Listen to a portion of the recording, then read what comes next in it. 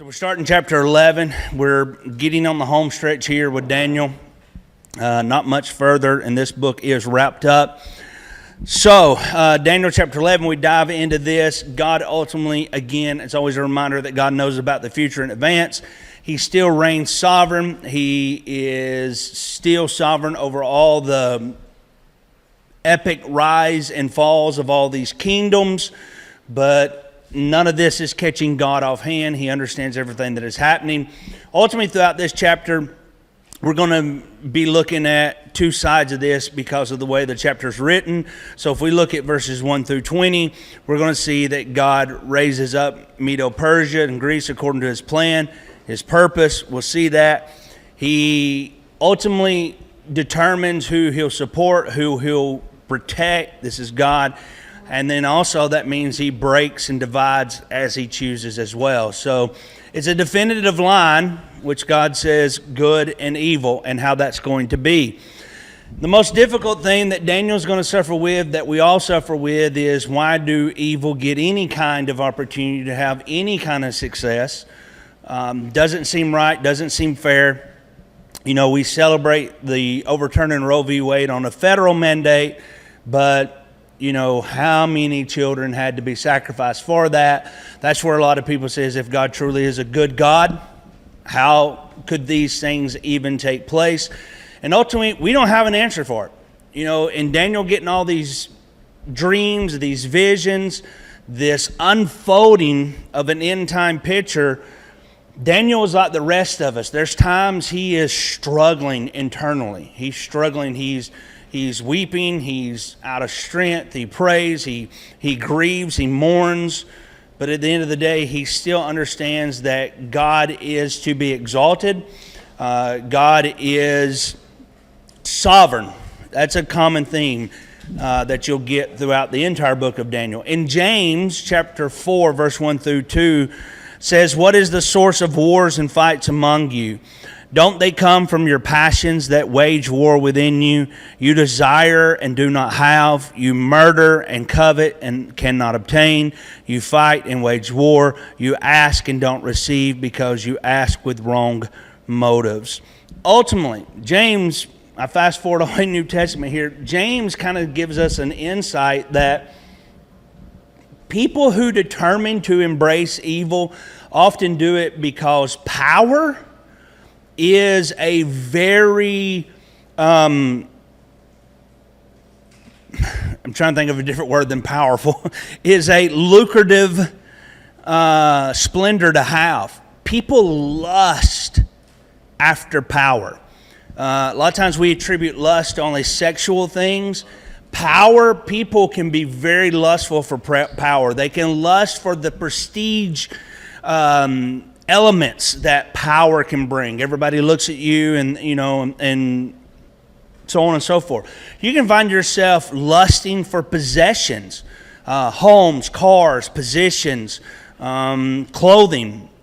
And all this is a tale as to old as time. So when we get these wicked kingdoms, when we get the Medo-Persias, when we get the Greece, and they rise to this meteoric level of power, it's because they're being driven by that. There's something to be said about the danger of it, but at the same time, there's something to say why people do fall for it. It's addictive. Now, when we talk about drugs and alcohol, it's addictive for what it does to our brain and our body, how it feels.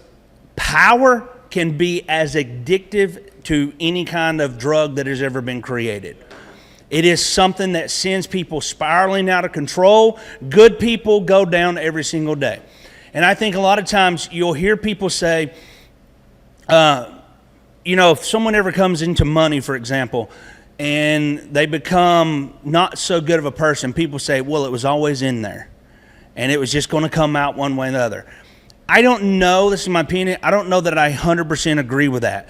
Because money, power, position can change people just like a narcotic can.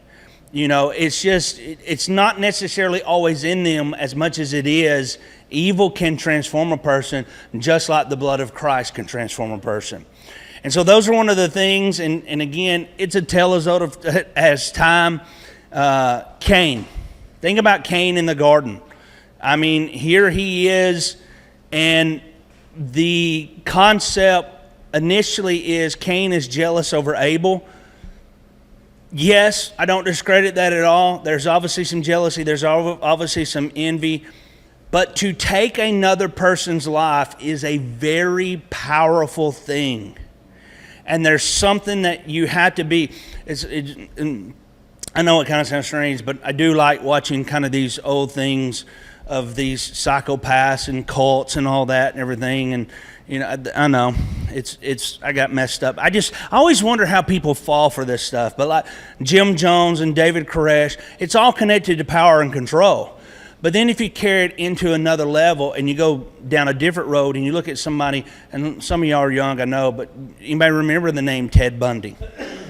You know, Ted Bundy brutally murdered. He only confessed to like 38, but it is possible he killed way into the hundreds, women and children, and a handful of men. And there's a well-documented video of an interview of Bundy, and they get to interviewing him in the process, and they ask him why he took the life of a kid. And his head turns down, and his eyes and his face changes. I mean, it is a demon manifesting. It is gnarly. And he looks, and his simple answer is power. And then he snarls. It is one of the creepiest things you'll ever watch in your life. But again, we're talking about, he wasn't a cult leader. It wasn't religious. It was simply about being in control of a situation. He did because he could. The same thing goes back to every one of these kingdoms. They were ruthless. They were brutal. They executed Christians. They mocked Christians. They desecrated temples. They martyr beyond the thousands. And Daniel is not only seeing this unfold in his time. We got to remember, by the time we get in Daniel chapter 11, he's in way on into the prime, way past the prime. He is a very, very old man. He's old. He's seen some things. And it's not only that he's seen them firsthand, he also is getting a glimpse way down into the road and into the future. And it's very easy for us, as it would be in Daniel's time, to get disheartened, to get so troubled that you see no hope at the end of the day. Because we say, God, why is this, and why does this got to happen? And where are you at? Is there no God? We've not seen anything to the measures that Daniel has seen in this nation. Other nations have seen horrible things. China, for example, is a nation that is seeing Christians executed. Many Islamic nations have seen the same thing. But in our nations, we've not seen it to a degree. The only thing that we can kind of remotely, not even get close, but kind of experience is, the virus that went around, and we're still dealing with it 2 years later. A lot of people innocently, who were good people, lost their lives. And we can see that and go, there's a lot of people that left the church because of a virus. Not only because of fear, they said, God, where were you? These people, our loved ones, our friends, where were you when this happened? And where were you when 9/11 happened? Where were you when a pandemic hits the entire nation? Where are you in the underground church in China when people are being executed? Where are you when Muslims take 30 men down to the shore of the beach and behead them on live television? Where are you, God? And it's a legitimate question in the midst of it. But it's why Daniel never loses hope, because he still knows that even in the midst of evil and these kingdoms rising and falling, God is still sovereign. And we just ultimately, we're people who want an answer, but some questions just don't have an answer. And it's okay to say, I don't know. I don't get it. You know, if you've lost a loved one for whatever reason to evil, let's say somebody breaks into a home and murders your loved one, and people says, you know why?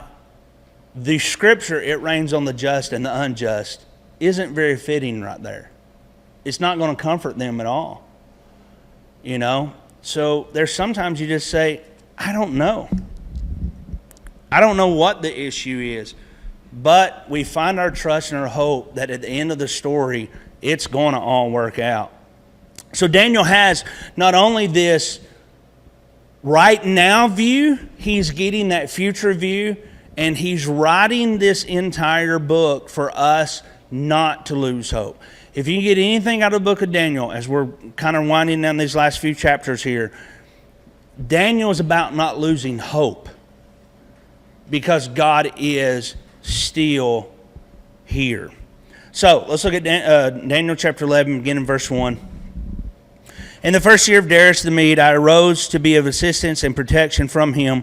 And now I will tell you the truth. Behold, 3 more kings are going to arise in Persia. Then a fourth will gain far more riches than all of them. And as soon as he becomes strong through his riches, he will stir up the entire empire against the realm of Greece. So, we'll stop right here just for a second. We ultimately have 4 great empires that are combating Israel. They're mentioned throughout the entire book of Daniel. Daniel chapter 2, Daniel chapter 7. Ultimately, those 4 empires are Babylon, Medo-Persia, Greece, and help me out here, live crowd. What's the 4th one? Do you remember? Not all at once. Babylon, Medo-Persia, Greece, and Rome. Rome. Daniel chapter 8, the vision narrows its focus on these 2. We get to drawing in on Medo-Persia and Greece. The same 2 empires are ultimately what is mentioned when the angel is visiting Daniel at the beginning here of chapter 11. So, the interesting thing is they only get ultimately 4 verses, and we're going to read 3 and 4 in just a second. But Daniel chapter 11 verse 1, it connects how Daniel chapter 10 ultimately coexist together. And the reason we need to bring this out is, yes, we have chapters and verses, but we have to remember Daniel did not divide it out. So technically, what we're seeing is Daniel chapter 10 is actually continuing into 11 all the way to verse 4. So if we were really going to put an end mark to something, that would be where it would be in this moment. But Daniel's on this, and there is this strengthening that has to come to Daniel. We understand that Darius the Mede, Cyrus in the first year of his reign, we get this to be about 539 BC. This is approximately 2 years in that time frame that the vision occurs, and ultimately in that time frame we get chapters 10, 11, and 12 that Daniel writes. So 10, 11, 12 is going to be a 2-year span, whereas Daniel chapter 1 all the way to Daniel chapter 9, remember there are many years. Daniel chapter 9, he's 83 years old, right? How old was he in Daniel chapter 1 when it started and he was first? He was anywhere, we don't know 100% sure, he's anywhere from 13 to 17 years old when he's first captured. So you're talking about 9 chapters covering, you might as well say 9 decades, is really what you ought to look at it. And now we're going to see this last kind of combined in a short period of time. Now, it can simply be because of the importance. Realistically, more than likely, it's because Daniel's very old. You're not going to cover a whole lot more chapters. So let's be realistic about that on that side of it. So, verse 2 begins this history lesson for us. Again, now I'll tell you the truth. Behold, 3 more kings are going to rise up in Persia. And here we get this kind of order in this process again. The 4th is going to be far richer than all the others. He's going to rise in the Greek Empire.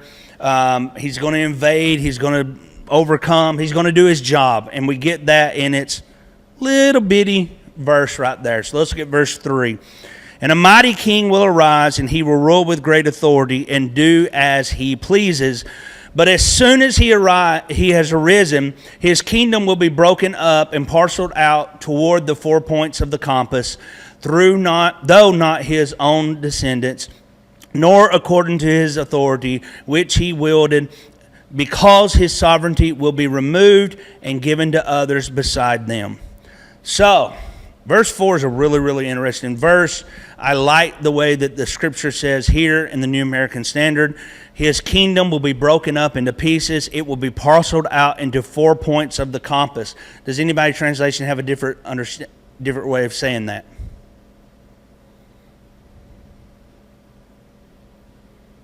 Everybody's the same thing. What is it ultimately saying right there? His kingdoms are going to be broken up into nine. Into which aspect? 4 winds of heaven.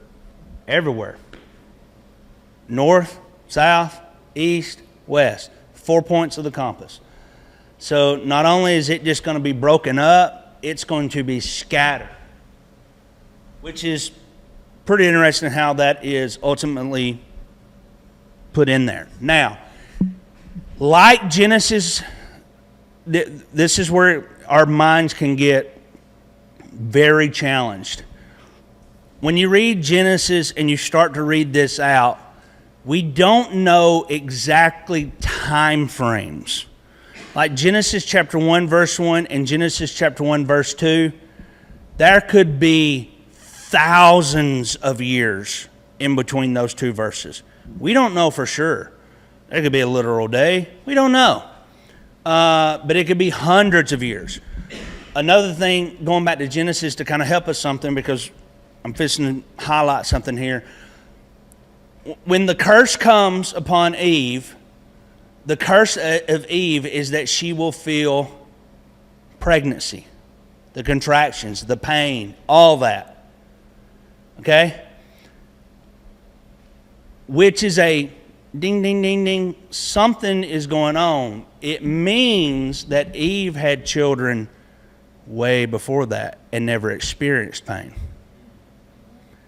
So what we know is that time frame of be fruitful, multiply to the curse, we don't know how many years took place. So there's a gap right there. I'm saying that because you'll find that throughout a lot of scriptures where it appears like it happened in order and it just happened like this, but years pass by in some cases. Again, Daniel chapter 1, Daniel chapter 9, years are passing by. Then we get right here to Daniel 11, verse 2 and verse 3, because it's a historical documentation of something that is happening. Here's what we know. Daniel chapter 11, verse 2 and 3, there's 150 years takes place between verse 2 and verse 3. One verse, but a massive gap of time. We have a tendency, and every one of us is guilty in this room. We read stuff like this, and we think, oh my gosh, it rose and it fell so quickly. That's not how it happens. It's kind of like we all know that Rome fell, right? And Rome kind of rose very quickly. And that's where we get the terminology of all roads lead to Rome. But did Rome rise and fall quickly? No. It's one of the longest lasting empires of all time. Does our nation feel like it's still relatively young? A lot of days it does.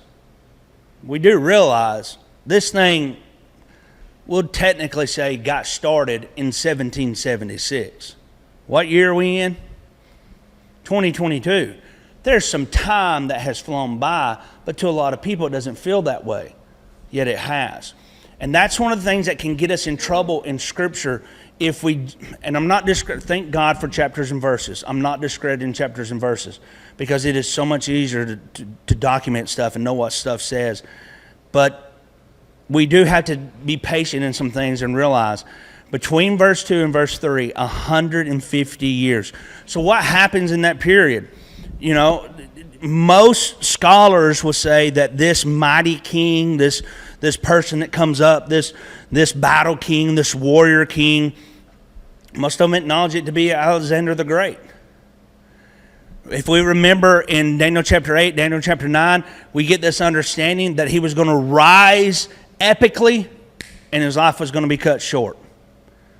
And that's what happened. Alexander the Great rises tremendously on the scene, but then, he's dead in his 30s.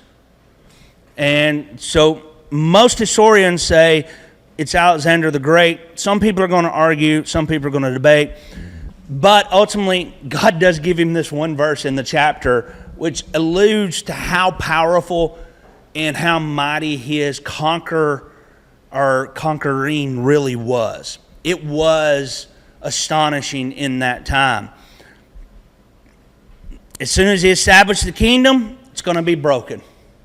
And it's going to be divided into the four winds of heaven. But not to his descendants. It will not be the same kingdom that ruled, because it will be uprooted and it will be scattered. So it's why Greece ultimately will eventually crumble. We know when Alexander the Great, when he topples, what happens to Greece? We have the four kings that emerges. Remember, if we can remember the horns?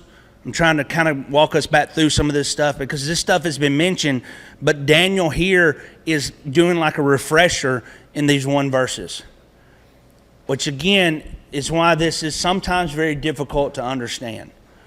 And I do want to say, don't beat yourself up because sometimes it doesn't make sense, because much of Revelation is written the same way. The difference is we can look back historically and see that these things took place. So it's like we can take the pieces of the puzzle and see that this is that. In Revelation, we don't have the pieces. So it is still very assumption, speculation. There are things that John wrote in Revelation that we can only possibly imagine. And I'm not going to get in Revelation, but just give you. In Daniel, we talk about literal Babylon, right? In Revelation, we don't talk about literal Babylon the same way that Daniel does, but what do we talk about? A spiritual Babylonian system. For many years, it has been the belief that spiritual Babylon is New York. Because, believe it or not, all the world's money is filtered in New York, which is why the Twin Towers would potentially get targeted. Because the Twin Towers, guess what happens in the Twin Towers? It's the World Trade Center. Everything's coming out of that. Now, here's the thing. Can we say 100% that New York is the spiritual Babylon? No, we can't. We can only make our level of an educated guess in that moment. Which, and I'm not saying we're the same as Daniel. Please don't misunderstand what I'm about to say. But it is a fascinating aspect of our life. Daniel is having these visions. He's having these dreams. He's having these angelic encounters. And he's seeing a lot of this unfold in the natural. And he's connecting dots. And he's still seeing in the future. Way into the future. Future. Ugh. I'll get that word out in a minute. Futural. That's not even, what in the world? Future. The exciting thing for us, we're on that same trajectory, but we're in the book of Revelation. There are things that are happening before us that we're getting to go, oh, this is that. You know? And that's why it's so important. I love that Apostle Mark wanted to go through Daniel because it's so important. Daniel, ultimately, here, and I'm jumping ahead, and I'm sorry that I'm jumping ahead, but I get so excited. Daniel, yes, bad things happen. But when it's all said and done, Daniel gives us this picture of how truly powerful God is. And so right now, we have a horrific government in this nation. We have somebody running the show and somebody that doesn't even know they're in the show. We are at the highest rate of inflation in 40 years. But they keep gaslighting us, telling us it's the greatest economy of all time. You know, unfortunately, virus numbers are going back up again. There is famine that is going on in certain parts. There's shortages that's going on. And none of it is as bad as what Daniel experienced. But when you look at the book of Daniel and you see how bad things unfolded, and you saw and you see how people of God died in this era, but God, it ought to encourage us. It shouldn't position us to live in frustration or fear or doubting. Will bad things happen? Absolutely. This whole book right here is full of that. But God.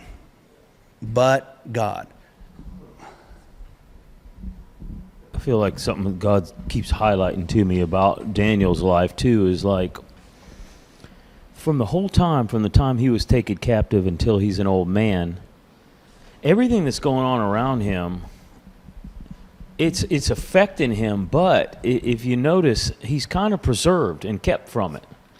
He's kept in a secret place. He's kind of kept in a protected place.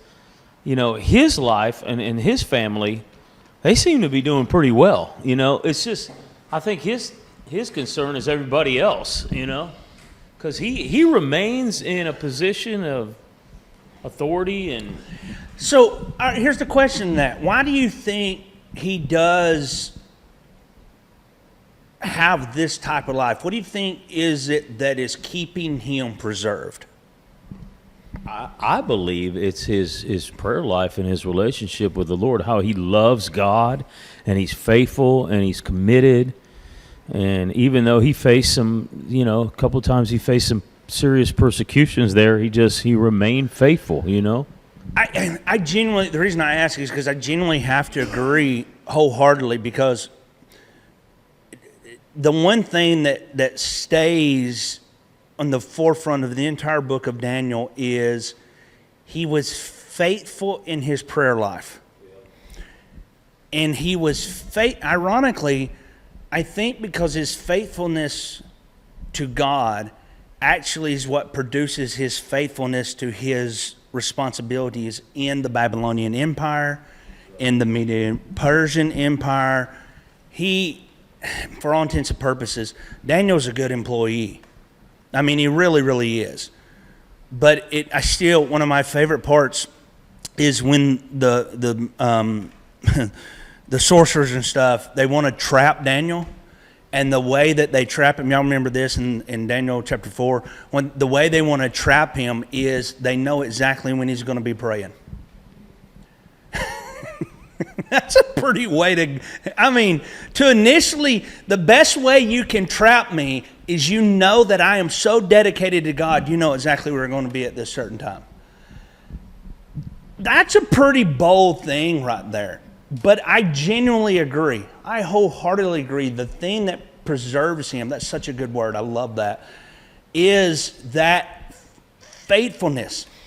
And I'm going to flip forward to New Testament. One of the things I feel like the body of Christ has not fully comprehended is that definition of faithfulness. We're in a culture that demands loyalty, but I genuinely believe that God is not looking for loyalty. He's looking for faithfulness. Now, here's the reason I say this. What is it that you're told when you stand before God in all of eternity? If you're a true son or daughter of God, well done, good and faithful servant. There's a difference between faithfulness and loyalty. You can be wicked and still be loyal. but you cannot be wicked and be faithful. I put it in terms of this right here. A man or a woman cannot remain faithful to their spouse while committing adultery. But a man or woman can be loyal to a marriage in its function or form and be wicked in adultery. An adulterous man or a woman can still come at home at night and go to bed right next to their spouse and get up with the kids and play spouse and be loyal to the service of marriage, but not faithful. So there's a big difference in the body of Christ. And Daniel, there's two people, and honestly, this is my opinion. I believe the two most faithful people that we can ever find in the Word of God is Daniel and Joseph. Joseph is one of those biblical characters like Daniel. All hell's breaking loose around them, and you find Joseph is still praying to God. Matter of fact, Joseph is defined as being faithful to God. Even in prison, even being lied about, even being manipulated. In all that, he is that. So faithfulness is something I think you see underappreciated. But at the end of the day, I think that's what is driving Daniel's prayer life. Is not that I'm loyal to a prayer time, I'm faithful to the one I'm in covenant with. And that's such a defining moment right there. Yeah. Right. Another thing that I kept getting was like Daniel and Joseph both, they were able to, in their prayer life, they were able to keep captured by the heart of God in the situation. And that's kind of the difference is like between loyalty and faithfulness is you could be loyal to pray every day. A lot of people still do. But keeping captivated by God's heart in the situation is, I think, what really preserved them and carried them. You know, they maintained the Father's heart. They didn't get bitter, you know. A lot of times I could be praying, but inside my heart, man, I'm bitter or I'm mad about the situation, you know. And God's got to keep dealing with my heart over and over again. I feel like where they were so effective was they continued to maintain the Father's heart and continued to display His heart to the people. They never lost sight of that. You saying that, it's getting my wheels turned. I'm sorry I'm kind of going off a little bit here, but Daniel, he does discuss, because he takes on the sins of Israel, he repents, he prays. We went through that whole chapter and all that, and it kind of a light bulb moment for me. Israel was loyal to God when it fit their cause. But they were never faithful to Him that when He spoke, they were quick to obey. I mean, you said something there that was so profound to me because I realize there's people that are loyal to prayer, but because of the lack of the true faith, the faithfulness of the relationship, they're not quick to obey. They're not even considerate to be they're obeyed. They're just really, that's a defining moment right there for me that I've never thought about that. Often Israel is loyal when it fits their bill, but Daniel is faithful at all times. That kind of just opened up something in my wheelhouse now where my wheels are just grinding and turning. And because I've always been one of these that struggle, be like, how does Israel keep screwing this up the way that they do this? I mean, God pulls them out of something, and they're like, thank you, God, we serve you, we love you. And 5 years later, they're like, we found this other God and we think it's better. And it's a cycle that just continues, and it's still continuing to this day. I mean, they denied the Messiah. But now it's kind of, I'm getting the difference that I've never got before. So this is so cool. So ultimately, we know Alexander was busted up in 4 parts. Cassander took Macedonia and Greece. Lysicamus took Thrace and most of the Asian Minor. Ptolemy took Egypt and Israel, and Seculus took Syria and Mesopotamia. So you have the north, the south, the east, and the west. It is ultimately divided out in that. Alexander ultimately loses his life, and God's plans and purpose is set into motion. So let's begin. We're going to read a lot of verses here, verse 5 through 20. Then the king of the south will grow strong, along with one of its princes who will gain ascendancy over him and rule. His dominion will be great and realm indeed. And after some years they will form an alliance, and the daughter of the king of the south will come to the king of the north to reach an agreement. But she will not keep her position of power, nor will he remain with his power, but she will be given up, along with those who brought her in, and the one who fathered her, as well as who supported her in those times. But one of the descendants of her line will arise in his place, and he will come against their army and enter the fortress of the king of the north, and he will deal with them and prevail. And he will also take into captivity to Egypt their gods and their cast metal images and their precious vessels of silver and gold, and he on his part will refrain from attacking the king of the north for some years.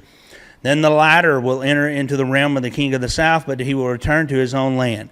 And his sons will mobilize and assemble a multitude of great forces, and one of them will keep on coming in the overflow and pass through, so that he may again wage war upon his fortress, up to his fortress, And the king of the south will be enraged and go out and fight the king of the north. The latter will raise a great multitude, but the multitude will be handed over to the former. When the multitude is carried away, his heart will be haughty, and he will cause tens of thousands to fall, yet he will not prevail. For the king of the north will again raise a greater multitude than the former, and after an interval of some years, he will press on with a great army and much equipment.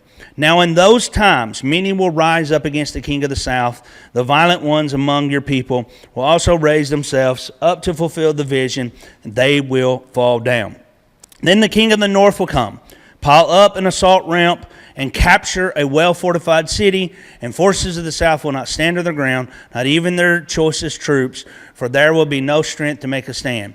But he who comes against him will do as he pleases, and no one will be able to withstand him. He will also stay for a time in the beautiful land, with destruction in his hand. And he will set his mind on the coming with the power of his entire kingdom, bringing with him a proposal of peace, which he will put into effect, and he will also give him the daughter of the women to ruin it, but she will not take a stand for him or be on his side. Then he will turn his face to the coastlands and capture many, but a commander will put a stop to his toning against him. Moreover, shall he repay him for his toning? So he will turn his face toward the fortress of his own land, and he will stumble and fall and not be found. Then in his place one will arise who will allow the oppressor to go through the jewel of his kingdom, yet within a few days he will be broken, though not in anger nor in battle. So, anybody got any idea what's going on? I read this and I think back and go, you know, Daniel, there's got to be some kind of mankind side of Daniel, and Daniel goes, huh? Because obviously everybody's going to turn on everybody. And we kind of get this understanding. The south's going to invade the north, the east is going to invade the north, and the north is going to withstand to a certain degree. And there's going to be dominion. And then the one thing that we should be able to know without a shadow of a doubt is the beautiful land. What is the beautiful land? Israel. Correct. We should know that without a shadow of a doubt, that eventually one is going to move into Israel. But he's going to be wicked in the process of that, but the beautiful land comes into that. Now granted, we can look back and kind of, again, put the pieces of the puzzle in this and understand who is what. And we're going to break all this down in just a moment. But ultimately, in Daniel's time, even as he is writing this down, we may feel like he goes, do what? But Daniel does have an understanding. Remember, this is not the first time that Alexander the Great has been mentioned, and this is not the first time that the four kings that come from Alexander has been mentioned. All this was mentioned before. Remember the horns broke off, the four comes in its place, gets position. So he's had glimpses of this understanding. All he's getting this is the unraveling of it. And the best way, I know this is cheesy, but the best way I can say it is it's like getting a candy bar and you know what's in the candy bar, but you don't get to see the candy bar until you unwrap it. So Daniel is given, I'm going to say it this way, he's given a Kit Kat. And the wrapping is Alexander the Great. This is Greece. But when he unwraps it, there's 4 kings that come out of it. And Daniel doesn't get to see it until he unwraps it, and then he sees how they're broke apart. Does that make sense? I know that's cheesy, but that's how I worked this out in my mind. I was like, he's got some kind of inclination, but now he's getting more depth into that. So let's talk about the characters. In the South, you have, I'm more than likely, I'm not pronouncing this name right. I can mess up Bill and Bob. So the way this is spelled is Ptolemy. Ptolemy is the way that I pronounce it, but I could misspell it. Ptolemy. Coming out of the South, you have that dude 1 and 2, so you have a successor. In that process, you have also 1, 2, 3, 4, 5, 6. 6 successions of one that bears not necessarily the name as much as it is the title. Think of it this way. Pharaoh is not his real name. It's a title. Okay? So you have different pharaohs, but that's not their real name. So out of the north, the first one that comes on the scene is I say Seculus, Seleeucus.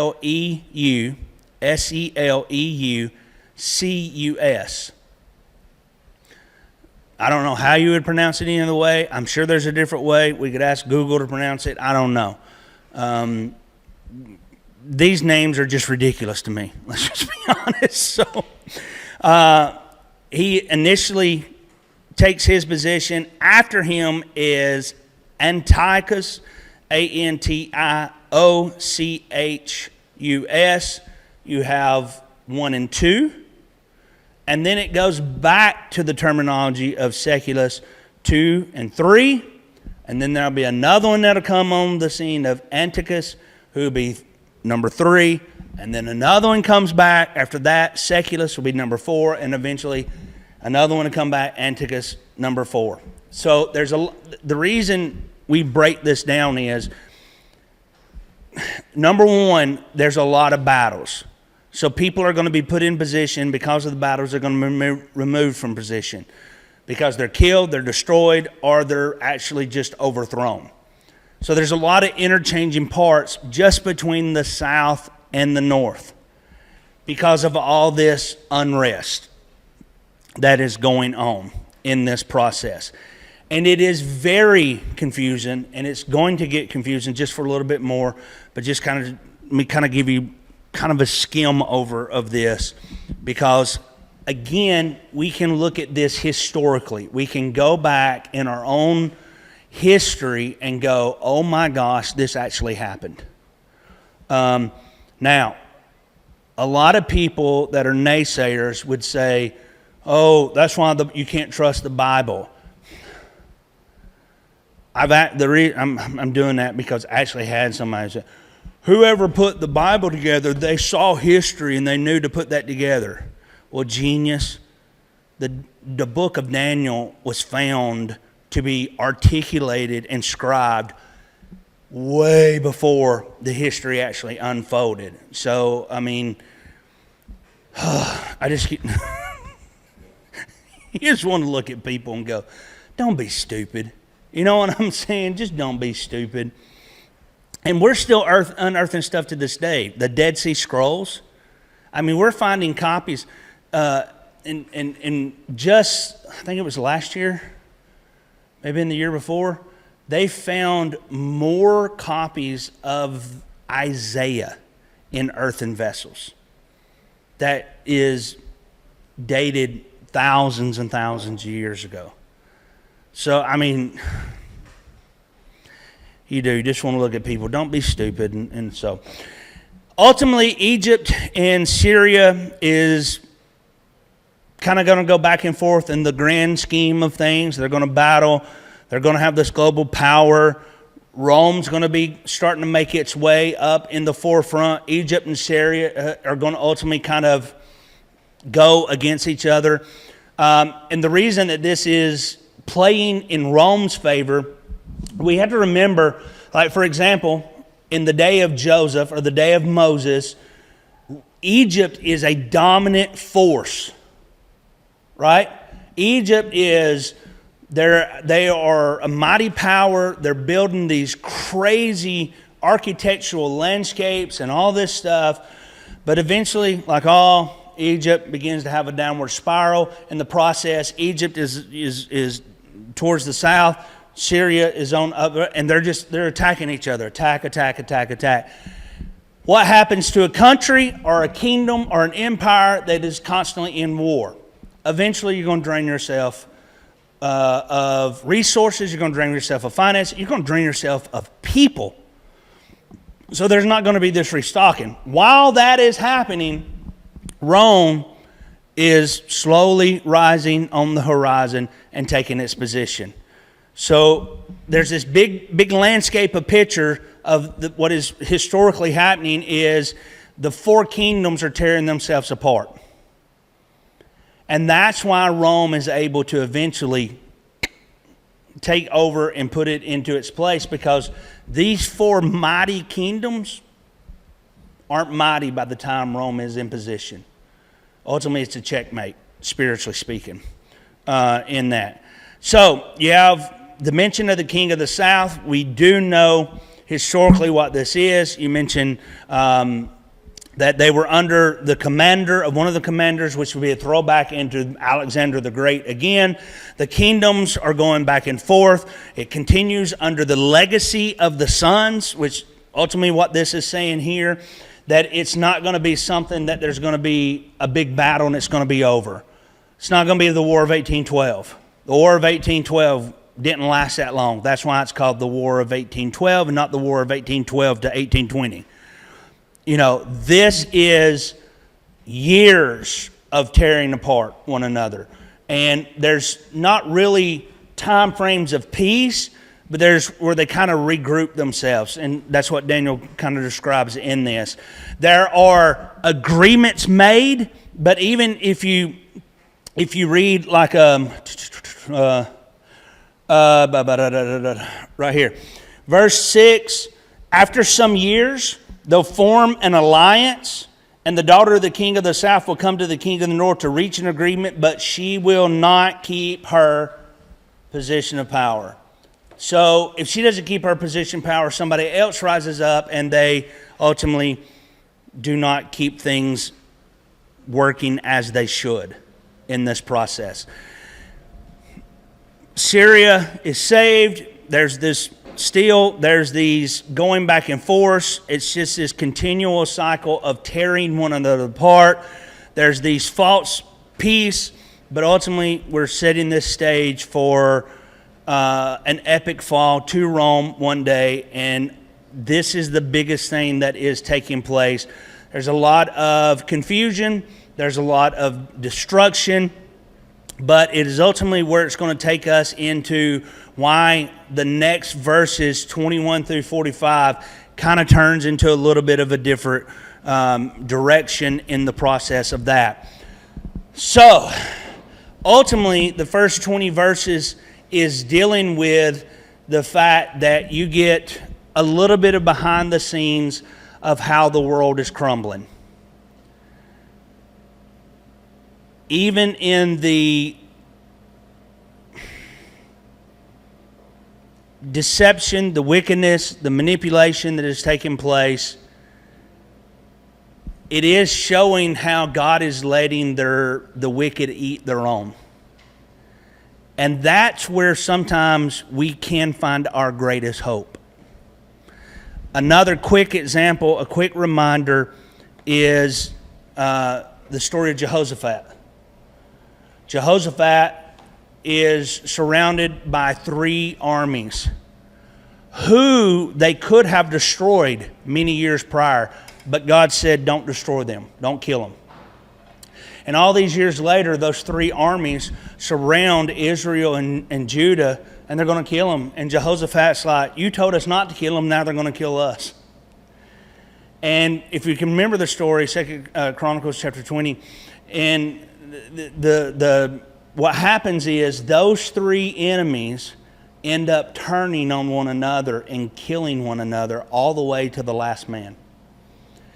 This is what is kind of, and I don't mean to say this mean-spirited, but it's poetic about what God will allow evil people do. Evil people and power is so controlling and so manipulative that they'll eventually turn on one another.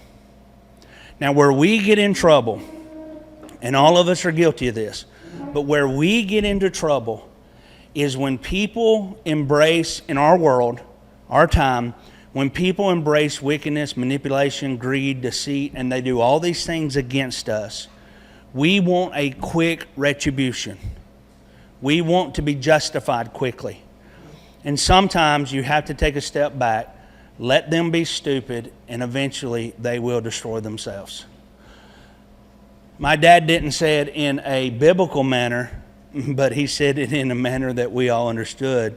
My dad said, don't argue with stupid people. They will eventually reveal themselves and destroy themselves by doing stupid things. So when people take on a spirit of stupid, let them reveal themselves by speaking, and they'll destroy themselves by doing. Make sense? Anybody got any questions? About the lust for power and how I agree with you that it's not necessarily bringing out what was already there, but it in a sense changes people. We see that here in this type of ministry because you have new leaders that are coming up into leadership who maybe have never been trusted over people before. And we hear that phrase around here in ministry a lot. Oh, well, they've just let the power go to their head. Practically, what are some things we can do as individuals? Because I feel like any one of us, if we are not careful, could fall into this. So practically, what are some things we can do as individuals to guard our own selves from getting seduced, I guess, by power and having authority and having things placed under you and being responsible for large amounts of money, things like that? Yeah, it's such a good question. How we can guard ourselves or keep ourselves in check. I'm gonna speak from personal experience, and the only reason I'm saying this is because I'm a firm believer in self-evaluations. I believe for everything that you're seeing in other people, you ought to also say, is that in me? Like, am I that way? Am I taking advantage of authority? Am I taking advantage? Because it's easy to find fault in anybody. It's a lot more difficult to recognize it in ourselves. But we have a tendency when we discover the errors of others to never or take the time to evaluate where we may be. So I'm a firm believer in self-evaluation.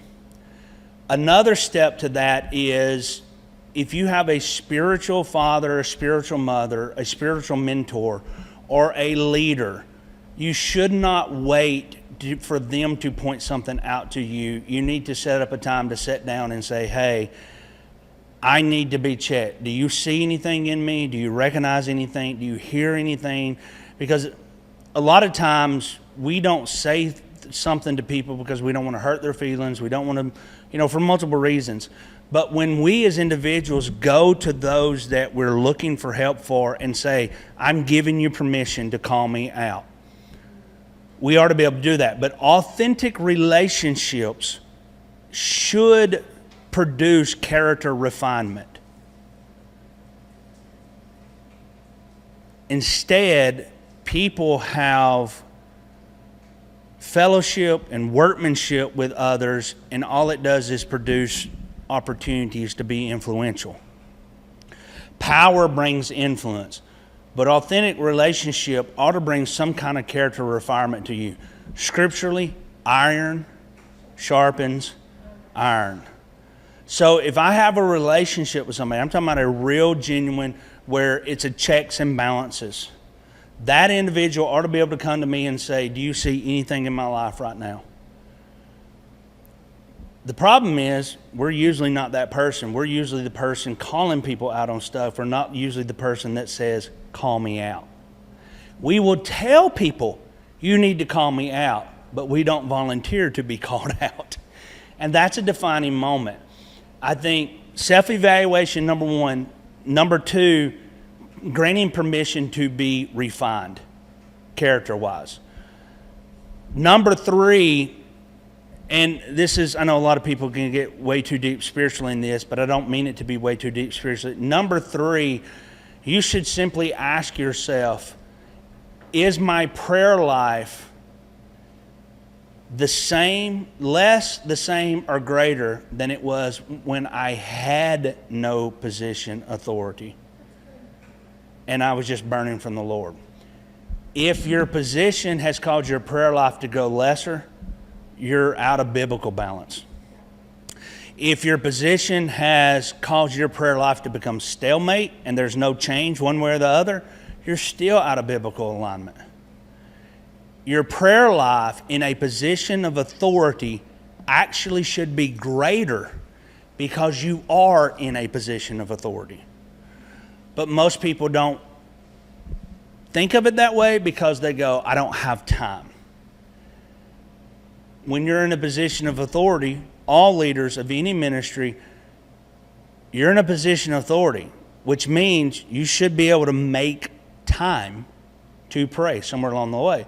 Now, that may mean you have to cut out social media time or cell phone time or television time or whatever the case may be.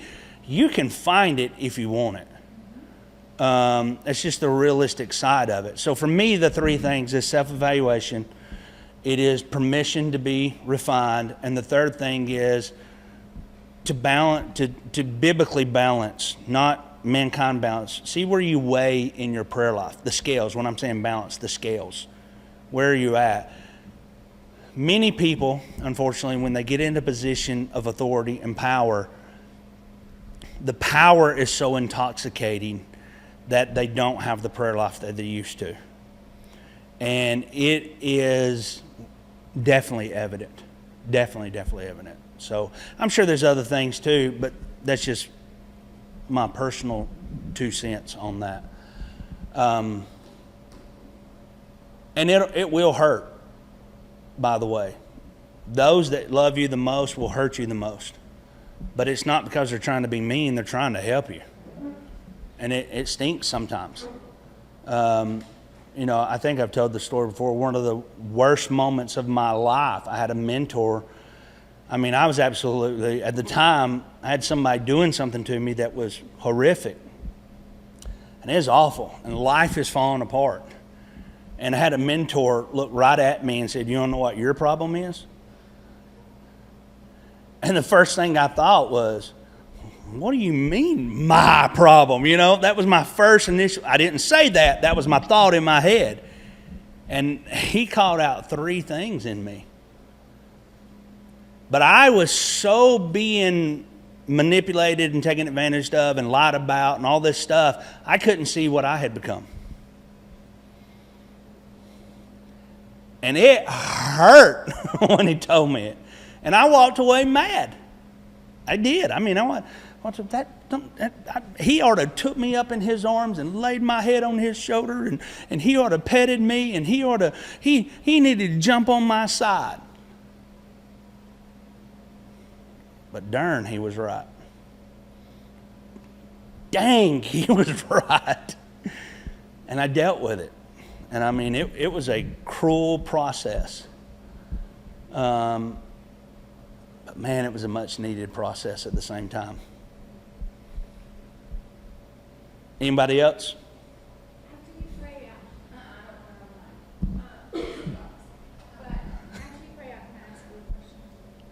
Okay. Yes. Okay, I got you. So, no other questions? Grab this mic. This may be a stupid question, but do you feel like a lot of the dreams and visions came when he was fasting?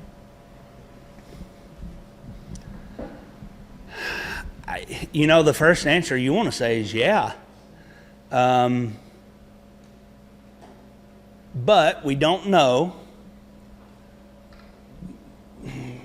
I mean, we want to look at the scripture that says some things are only going to happen with prayer and fasting. So you want to say that. And it's very much possible because when you truly are fasting,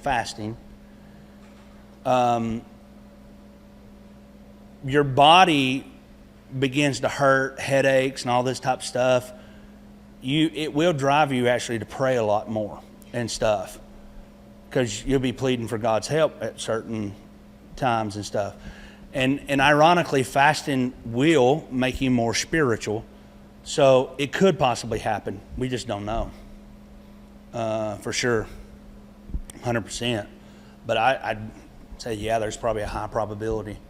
Just because what fasting will cause you to do. Fasting will realign your focus. Good? All right, let's pray. Father, I thank you for another opportunity to come and invest into the lives of these individuals. I thank you for the journey that we've been on with this entire book of Daniel. I thank you that we find hope in the midst of a broken and a chaotic world. And although we may not have all the answers to all the questions, we know ultimately you are our answer. And so we honor you this day. We love you. We ask that you continue to give us wisdom, knowledge, and understanding in everything that we do for your glory.